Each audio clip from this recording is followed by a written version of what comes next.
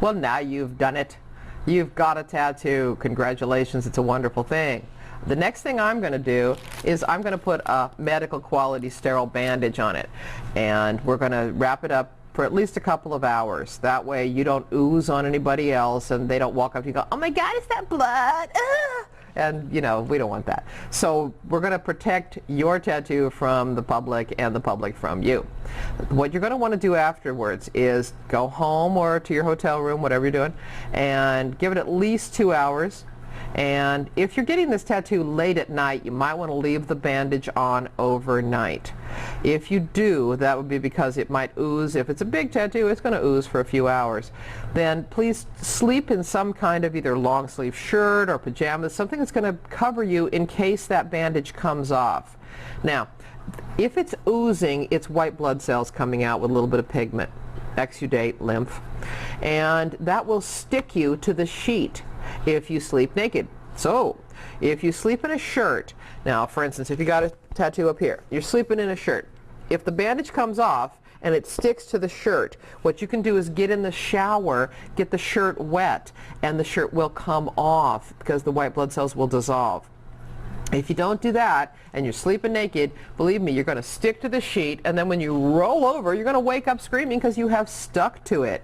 And this is not a happy thought, and this will set your healing back. So we like the medical quality bandage, and leave it on.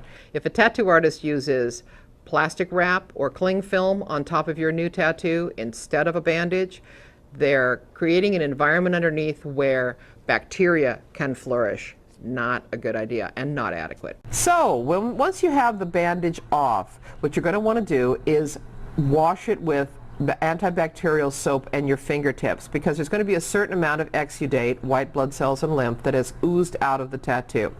You want to wash it off gently and get all that stuff off so you have a nice clean surface. Now, if you're at home, before you go into that bathroom, take in there some paper towels out of the kitchen, because you do not want to use your lint-filled, body fluid-filled towels that are in your bathroom. And trust me, you don't want to use the towels in a bathroom in a hotel either. What you want is some kind of paper. So at the worst, you use some paper towels or some toilet paper, something, but blot it dry really carefully with something that's disposable and just hoik it into the trash can. Now, let it air dry for a little bit, because this is a big open wound, the equivalent of a third-degree burn, and you want to let it cool off and dry. And if it continues to ooze, just blot it a little bit, let it cool down. When it's stopped, then you want to start using your friend the Curel. It's very important that you get this kind of Curel. This is the only thing I recommend. This is a superb product. It's so worth it.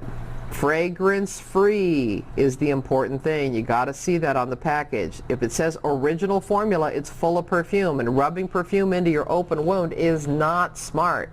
It will cause edema and it will hurt like hell. There are several different kinds of Curel that have alpha-hydroxy acid, which promotes skin exfoliation, does not help it to heal, or that have sunblock. I don't want to put sunblock in a big open wound. I don't want you to do it either. So this is the kind. Now, what's also great is when you use this and you push on this pump, it comes out and it's sterile and clean. Don't touch the end of the pump, because for the first several days you're going to have a big open wound, and you do not want to cross-contaminate the end of this.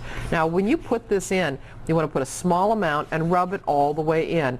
It'll feel like it's gone. It'll be a little bit refreshed, but it won't leave a slimy feeling on the surface. Everything else on the market is made out of alcohol and oil. That means the first ingredient is going to be petroleum. Now, rubbing petroleum into an open wound doesn't heal it. And alcohol and oil makes you feel kind of greasy on the surface, and it feels fresh as the alcohol evaporates. Neither of those heal. This stuff is glycerin and water as the first two ingredients. That means the glycerin goes underneath the surface with the water, makes the water wetter, and then it's just gone. And the more frequently you can do that, the better. I'm not kidding you. Once an hour for the first several days will make it heal a week earlier. And you just don't want to have to keep after it. You really want it to be healed up in 2 or 3 weeks. So the more frequently you can put the Curel on, you're feeding it. It starts to feel a little tight and dry, you feed it again. Now, crucial that you don't soak it in water. Don't go swimming, don't go in a hot tub, and don't let the water in the shower beat directly on it. Because if you do, it'll be like when you're a kid and you go swimming and you got a skinned up knee, that scab is going to puff up and float away and leave a pink shiny place. And you don't want that, because then you're going to have to come back and get the tattoo repaired. So it's crucial. Don't let it get waterlogged while it's healing. And also don't get any sunlight on it. Even through light-colored clothing, sun will cause a histamine reaction because it's foreign material in your body. Your body doesn't want it there. And if it heats up beyond a certain temperature, it's going to react. So, no sun and no water. Now, when you're putting the lotion on your body, it would be really smart of you to get Purell or something like it. This is a waterless hand sanitizer. So for instance, if you handle money at work, or you touch chicken eggs with salmonella on them, or you just pet somebody's dog on the head, if you use this stuff, it cleans your hands. It's mostly alcohol, a little bit of antibacterial. So on the go, you can just clean your hands, let them dry a second, then put on your Purell.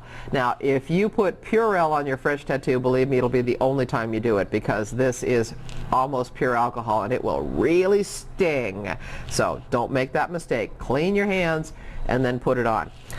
Of course, your friends are all going to tell you that they were told by their artist to use bacitracin, neosporin, triple antibiotic, or vitamin A and D on their tattoo.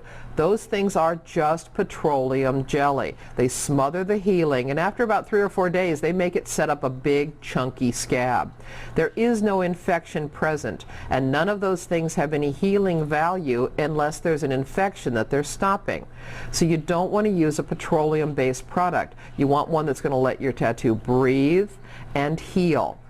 Now, if it starts to set up a big, chunky scab, what's that scab made out of? It's white blood cells and pigment.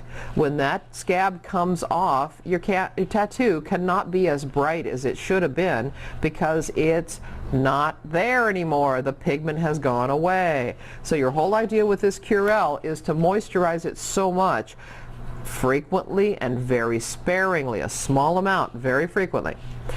Do it so often that you don't develop a scab. That's the best you can hope for. If you let it peel a couple times like lizard skin, then it'll just be done. If you make a scab out of it by not taking care of it, it will never look as good as it would have, because right from the get-go, you're not going to have all the pigment that I put in there. A lot of it's going to leave. One piece of specialized instruction on taking care of a fresh tattoo: if you get an ankle or a foot tattoo, elevate the tattoo above the level of your heart. That's going to really help to keep down the swelling, which is otherwise going to be kind of natural.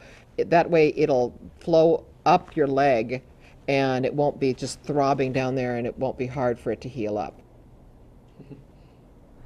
So, over the next couple of weeks, you want to just keep it out of sunlight. Now, for instance, if you're driving in a car and you got the tattoo on an arm that hangs out of the car, or the sunlight comes in from the window of the car, you may want to keep something like a dark jacket in your car or a towel and throw it across that area of your arm if it's in the sunlight as you drive. Because in an air-conditioned car, you may not notice and you'll be getting a burn on that fresh tattoo. So whatever happens during the next couple of weeks, remember, this is going to be with you when you go. It's the only thing you're going to take with you when you go, and it is going to age as gracefully as you do.